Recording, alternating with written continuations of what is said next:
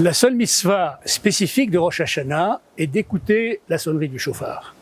De nombreuses explications ont été données pour cette prescription, entre autres, je cite parmi les plus connues, éveiller la teshuva, le repentir.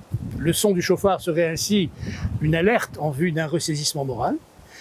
Proclamer solennellement la royauté divine sur le monde, et la présence des rois est en effet annoncée en général par des trompettes, d'où le shofar. Troisième explication, évoquer le non-sacrifice d'Yitzhak par Abraham.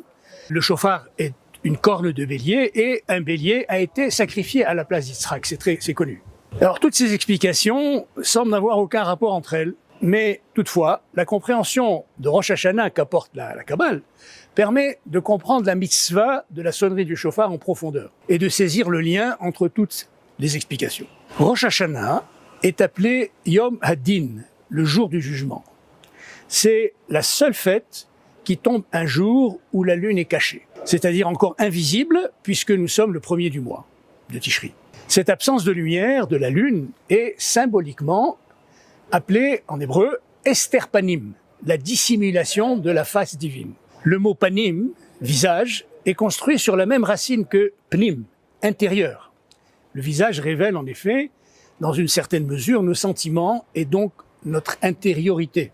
Dans la dissimulation de la face, dans Ester Panim, Dieu ne laisse apparaître qu'un mode de relation avec nous dans lequel il ne tient pas compte de notre intériorité. Il ne veut voir que l'extérieur de ce que nous sommes, c'est-à-dire nos actes. Il nous juge uniquement sur ce que nous avons fait. Il reste dans la modalité du din, c'est-à-dire du jugement rigoureux.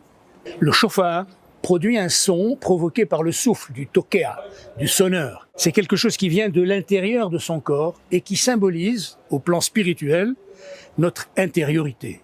Ce souffle évoque la Nishmat Hayim, le souffle divin insufflé en Adam, le premier homme, le jour de sa création.